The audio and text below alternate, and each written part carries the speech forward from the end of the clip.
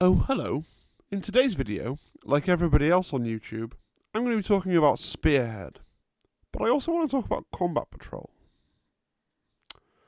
So, everyone is hype on Spearhead, and if you consume Warhammer content on YouTube, and I know you do because you're watching this video, you know this. Your homepage is probably quite full of people clamouring to tell you about how awesome Spearhead is going to be. Am I going to tell you how awesome Spearhead is going to be? Maybe. You'll just have to keep watching the video to find out. Let's first read the overexcited Games Workshop marketing blurb about Spearhead. Spearhead is a cool new game mode for Warhammer Age of Sigmar. Exquisitely balanced at a smaller scale, it's been designed to be accessible for new players, with rich tactical depth to appeal to top-tier competitors. From streamlined war scrolls with tweaked abilities to powerful battle tactics and twists that present both players with a fresh conundrum every turn, Spearhead is a compact game of knife-edge finishes. It's simple to pick up and play. Every faction has been extensively played and balanced, while the 4-round structure and card play will wrap up any game in under an hour.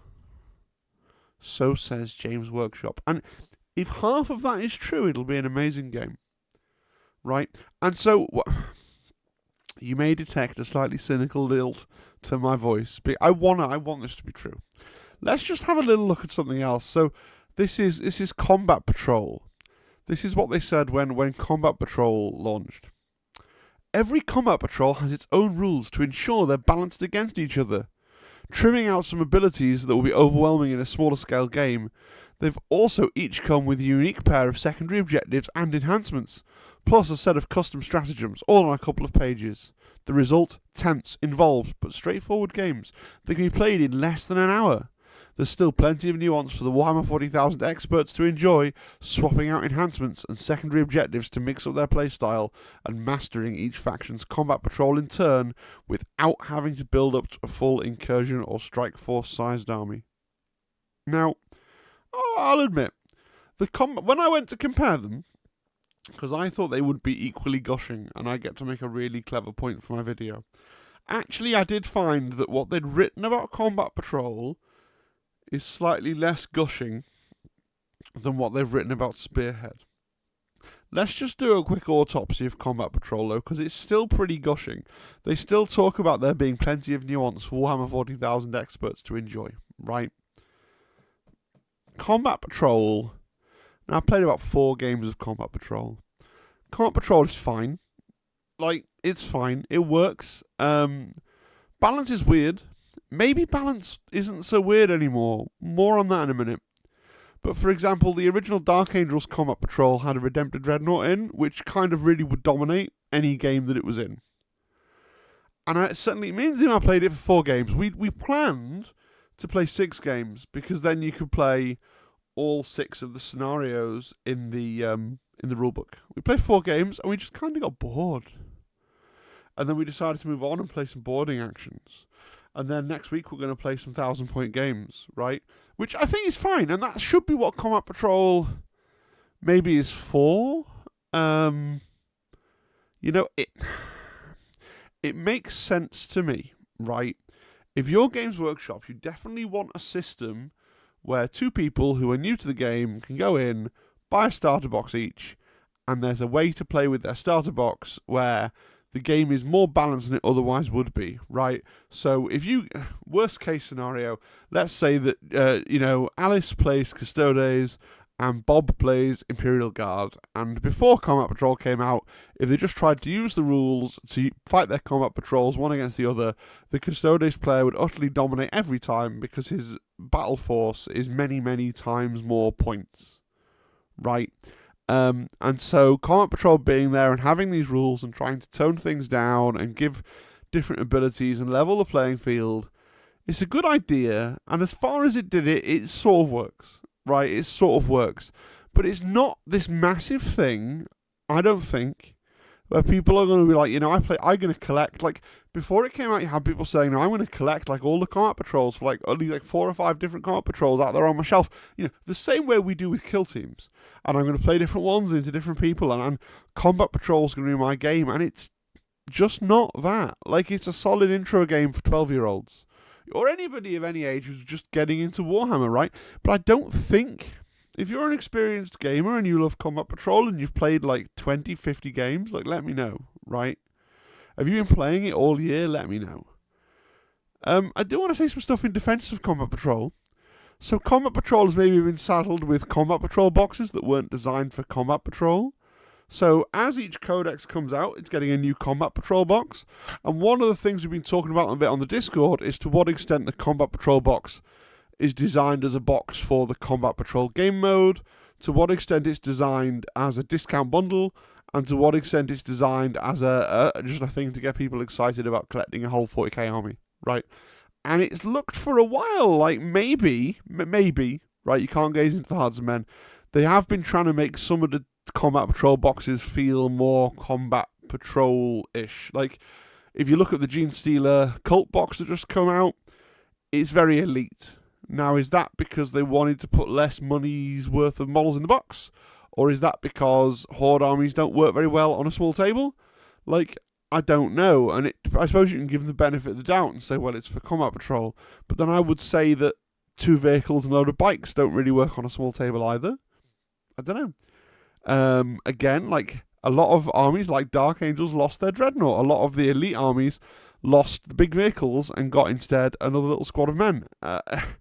Is that to make Combat Patrol more balanced? Or is that to make the box less of a good deal for the accountants? I can't really know, right? Like, you can assume one or assume the other because everybody has the narrative they like to assume about Games Workshop.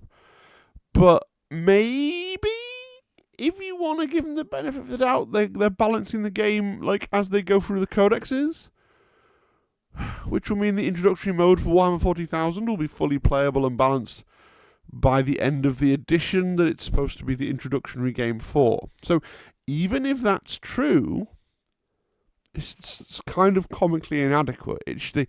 They said they balanced it for the existing boxes, so they should have balanced it for the existing boxes. Nobody wants... Do you know what I mean? Like, our intro game only works if you're playing an army that's already had its codex. It's not ideal. I do want to point out, because people say, oh, well, there aren't Combat Patrol tournaments. Warhammer World, and as far as I can see it is only Warhammer World, literally does run Combat Patrol tournaments. Right? 20 quid, 3 games of Combat Patrol, prizes, painting awards, the whole 9 yards. Like, that community does exist. People must go to them. And it's a Warhammer World, so maybe it's a very niche community and people travel to them, or maybe it's just a community made up of the local, like, Warhammer World, like, the people for whom that's the home store. I don't know. But if you're one of these people, like, I think they must exist. I think somewhere there is a tiny community of people playing competitive Combat Patrol just because Warhammer World keeps putting on events. Like, they keep doing it. So, who are these people? I want to hear from you. Are you a competitive Combat Patrol person? Like, do you exist? Like, is it something that you think has replayability that me and Zimbad just couldn't find? But by and large, Combat Patrol, by most people in most places, has been regarded to not live up to the hype. Some people think it's totally failed. I don't think it's totally failed. I think it works as a fun system for young kids to have something to do with their miniatures while they save up enough pocket money or wait for the next Christmas or birthday to get to 1,000 points, right? It lets you have an entry point that's smaller than 1,000 points, but it's not as good as 1,000 points. I think that's my estimation of Combat Patrol. You can tell me where I'm wrong in the comments if you'd like to. But maybe Spearhead is different. Spearhead has had more effort. More effort has taken place. Right? They've got look at all the pictures on the slide. They've got a bespoke mat thing with objectives, 2 different layouts, right? The Spearhead book is a whole separate book with a whole separate, like, like in a series, and it's called Fire and Jade, and it comes with a board, and it implies to me that there's going to be future Spearhead sets, like this one's set in the realm of fire and the realm of life, so we might do another one like next year that's set in the realm of death and the realm of beasts, like and with a different bit of terrain and different cards. Like, it doesn't necessarily mean it's good, but Games Workshop are clearly trying, right? As far as I can tell, the terrain that you get inside Scaventide is part and parcel of Spearhead. So that is the terrain, that is all the terrain. Those two walls and those two little ruin pieces are the only things that you need to put on your table to play Spearhead. The other weird thing about Spearhead is it's played on a single... So Combat Patrol was played on a double-sized kill team board, right? And it was very much trying to be short-form 40k. Spearhead feels like it must be more... I know Age of Sigmar generally uses less terrain anyway, because it has less shooting and it tends to have bigger unit sizes, maybe. But you're playing on a tiny board. That's interesting. And I know that there are some interesting mechanics with, like, if you're playing like the Skaven clan rats, they can come back when they die. So you can just continually shovel them into the middle. And then I know that there's some other units, like someone was telling me the rules for, not the Stormcast in the box, but like the Stormcast from the previous starter box have apparently got Spearhead rules. And they've got a rule where the big, beautiful, like, winged centerpiece Stormcast, like, angel lady, she can only come in at the start of turn 3.